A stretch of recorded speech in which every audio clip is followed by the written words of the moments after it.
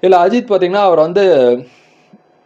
அவர் பார்த்தா கிட்டத்தட்ட பாவமாக இருக்கும். அந்த மாதிரி ஒரு கேரக்டரில் அவர் ப்ளே பண்ணியிருக்காரு. ஏன்னா தான் உயிருக்கு உயிராக நேசித்த தன்னோட ஒய்ஃப் கூட தன்னை துரோகம் பண்ணி வேற ஒருத்தனோட அஃபேர் வச்சுக்கிறா, தனக்கு டிவோர்ஸ் கொடுக்குறா. அந்த ஒய்ஃப் மேலே இன்னமும் இவர் லவ்வை பொழிஞ்சிட்டு இருப்பாரு. லவ்வை பொழிஞ்சிட்டு அந்த ஒய்ஃபுக்காக அவ்வளோ கஷ்டப்படுவார். அதேமாதிரி பார்த்தீங்கன்னா அங்கே போகிற வழியில் எல்லாரும் இவரை போட்டு பயங்கரமாக அடிப்பாங்க. இவரை பூமருன்னு சொல்லுவாங்க, இவரை அடிப்பாங்க.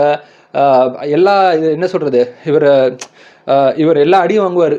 எல்லா அடியும் ஒரு நார்மல் காமன் மேன் எப்படி இருப்பான் அந்த மாதிரி தான் அஜித் குமார் ப்ளே பண்ணியிருக்காரு. ஸோ மற்றபடி பார்த்தீங்கன்னா இந்த ஃபைட் சீக்வன்ஸ்லாம் நல்லா இருந்தது. இந்த ஃபஸ்ட்டு ஃபைட் பார்த்தீங்கன்னா காருக்குள்ளே மாறி மாறி சண்டை போட்டுக்கிடுவாங்க. அந்த 3 பேர் காருக்குள்ளே மாறி மாறி சண்டை போட்டுக்கிடுவாங்க. அந்த சீன்ஸ் விஷுவலைஸ் பண்ண விதம் ரொம்ப நல்லா இருந்துச்சு. அதுமாதிரி மற்ற ஃபைட் சீன்ஸ் எல்லாமே சூப்பராக இருந்துச்சுன்னு சொல்லலாம். ஸோ இந்த படத்தோட பெரிய ப்ளஸ், எனக்கு பிடிச்ச ஒரு ப்ளஸ் என்னன்னு பார்த்தீங்கன்னா, அந்த பத்திக்கிச்சு ஒரு ராட்சச திரி அந்த பாட்டு